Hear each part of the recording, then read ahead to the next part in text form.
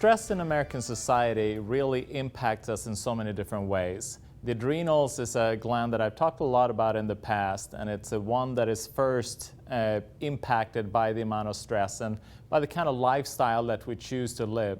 So we try to live in this fast pace all the time, and it is going to catch up with us, and it catches up with us in so many different ways.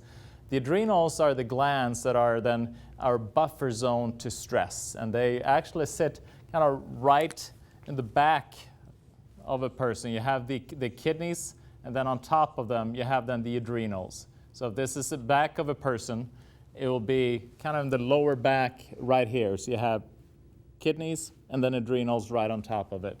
And they produce different hormones that are then anti-inflammatory, and also they support then the repair of tissue and also part of the whole hormonal cascade of the body.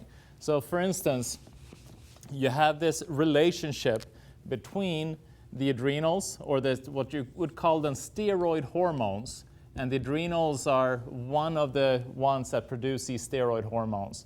And other ones include then the different sex hormones that are also steroid hormones, like testosterone, progesterone, estrogen, DHEA, pregnenolone. All these are part then of the steroid hormones.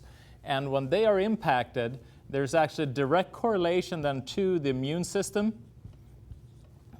So if you're under a lot of stress all the time, and you tend to get flus, colds, or you may get then chronic diseases, even like autoimmune disorders, these are the type of things that can then take place if you don't support your adrenals properly, because they directly impact the immune system.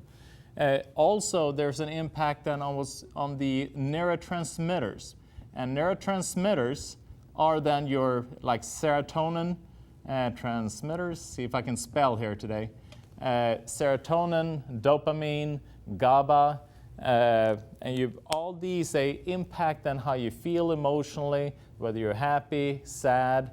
Also, it has a lot to do with the transmission. So the neurotransmitters are just the little chemicals that transmits then from one nerve to another the signal.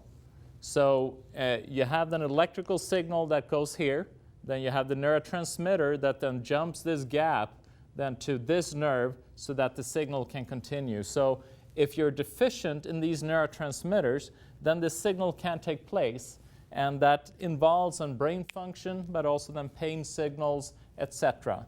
So by stressing out the adrenals, you'll stress out your immune system, the neurotransmitters, but also it will impact how you're able to digest food, also how you're able to detoxify chemicals and metals. And as you know, a lot of these toxins they're stored in fatty tissue.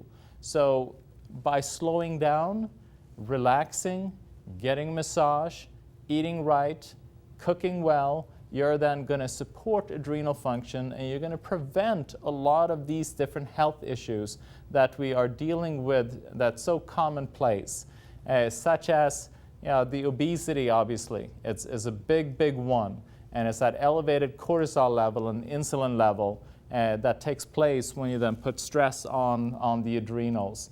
And so it's crucial to really take care of them well. We'll be right back.